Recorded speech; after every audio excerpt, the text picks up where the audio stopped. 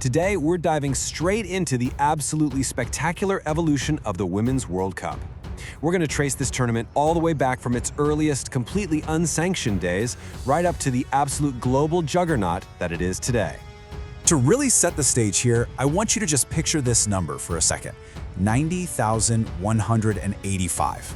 I mean, what exactly happens when a sport goes from facing outright government-level bans to packing a single stadium with over 90,000 screaming fans? Well, let's find out. Okay, let's dive right into Section 1, Unofficial Origins and Lifted Bans. This is back when the sport was fighting tooth and nail just to get a legitimate stage. You know, in those early days, it was all about sheer grassroots momentum. Back in 1970, Italy actually hosted the very first instance of a Women's World Cup, which Denmark won, by the way. And just a year later, in 1971, a massive non-FIFA tournament was held down in Mexico. Denmark totally dominated again, winning 3-0 in the final at the legendary Azteca Stadium. Throughout the 70s, we finally saw this huge shift as nations slowly started lifting their bans on women's football, which allowed new national teams to form. And by the 1980s, the momentum kept building with the Mundialito, a series of 4 tournaments over in Italy, where Italy and England each captured 2 titles. The demand was clearly undeniably growing. All that grassroots energy brings us to Section 2, the pivotal FIFA test run.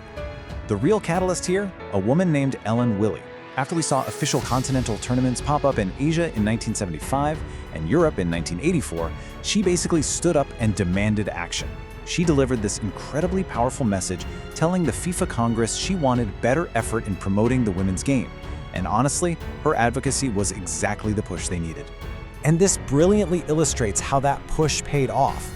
To sort of test the waters, FIFA organized the 1988 Women's Invitation Tournament over in China. They brought in 12 national teams across 6 different confederations. Now, if anyone at FIFA thought the interest wasn't there, they were proven wrong instantly. I mean, the opening match between China and Canada drew an astonishing 45,000 people. The whole tournament averaged crowds of around 20,000. It just completely shattered all expectations. So Norway, who were the reigning European champs at the time, actually won that test run, edging out Sweden 1-0. But honestly, the real victory happened off the pitch.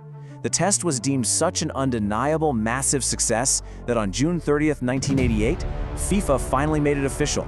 They approved the establishment of the Women's World Cup, greenlighting the first official tournament for 1991. Which brings us nicely to Section 3, Breakthroughs and Cultural Icons of the 1990s. This is the era where the sport truly explodes into the mainstream. So, 1991 rolls around and the inaugural official FIFA Women's World Cup takes place, returning to China where that test run had been so successful. 12 teams competed for the ultimate prize, and it really set the stage for a long, long era of American dominance. The United States defeated Norway 2-1 in the final, completely fueled by an unbelievable performance from Michelle Akers, who scored both of the winning goals. Now, as the tournament evolved, FIFA definitely tried out a few, well, let's call them experiments. Before we move into the late 90s, I've got a quick trivia question for you about the 1995 World Cup in Sweden. Do you know what strange, super quirky rule was actually tested out during that tournament? It was a timeout rule! Seriously, FIFA actually experimented with a mid-game timeout concept. It turned out to be so chaotic that they actually had to tighten the rule mid-tournament so you could only call it during a break in play. And yeah, after that single tournament, the whole concept was permanently scrapped. But hey, beyond the weird rules, 1995 was a huge landmark for Norway. After scoring a ridiculous 17 goals in the group stage, they went on to beat Germany 2-0 in the final, capturing their first and so far only World Cup title. Then we hit 1999. The US is hosting, and we get literally one of the most famous cultural moments in all of sports history. Remember that number I mentioned earlier? In front of a record-breaking crowd of 90,185 fans at the Rose Bowl, US defender Brandi Chastain sinks the cup-winning penalty kick against China. Her spontaneous celebration, stripping off her jersey, waving it over her head, dropping to her knees, it became an instant, absolutely iconic symbol of athletic victory and female empowerment around the globe. Moving into the 2000s and 2010s, we're into Section 4, Record Breakers and Rapid Expansion. The tournament scales up aggressively here, and players cement themselves as absolute legends. Now, there were some logistical hurdles along the way. In 2003, for example, the tournament was supposed to return to China, but a severe outbreak of SARS forced a sudden major shift. The event had to be moved to the US. As compensation, China automatically kept their hosting rights for the very next tournament in 2007. And after that, things went back to normal, with Germany hosting an incredibly successful event in 2011.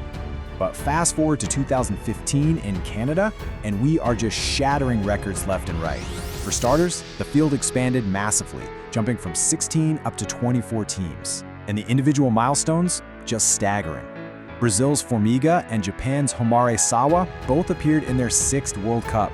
That is a feat that had never been achieved before by any player, male or female. Plus, you had American defender Christy Pierce stepping onto the pitch at age 40, becoming the oldest player ever to compete in a Women's World Cup match. Right after Canada, the 2019 edition takes us to France. This tournament really showcased continued American success, with the US securing their 4th overall World Cup victory. But this dominance was happening right as the tournament was prepping for its most massive transformation yet. So, the crucial point here is, we are moving into Section 5, a massive global future. We are way past the era of a niche sporting event now. Just look at how groundbreaking 2023 was. Hosted by Australia and New Zealand, the field expanded again, this time to a massive 32 teams. It was just a tournament of absolute firsts. The very first joint hosts, the first held across 2 different football confederations, and the first time ever in the Southern Hemisphere. And on the pitch, Spain took home their first ever title by edging out England 1-0, making them only the 2nd nation in history after Germany to win both the Men's and Women's World Cups. Let's zoom out and just look at how this builds, because the staggering expansion over just a few decades is incredible. We started with a tight field of just 12 teams in 1991. By 2023, we're up to 32. And looking ahead, that growth is absolutely far from over. Walking through this incredible roadmap, you can see how the tournament is set to just dominate the global sporting calendar for the next decade. In 2027, Brazil brings the tournament to South and Latin America for the very first time. Then in 2031, we're going to see a massive joint hosting effort between Costa Rica, Jamaica, Mexico, and the US, where the field jumps to an insane 48 teams. And by 2035, the UK home nations, England, Northern Ireland, Scotland, and Wales, will host across 4 entirely different nations. So all of this leaves us with a pretty inspiring thought. We've literally gone from unofficial grassroots matches where players were fighting against national bans, all the way to 48 nations preparing to compete on the biggest world stage imaginable. The momentum is truly unstoppable at this point. So the real question is, how much further can the global women's game grow? Thanks so much for joining me on this explainer, and I'll catch you next time.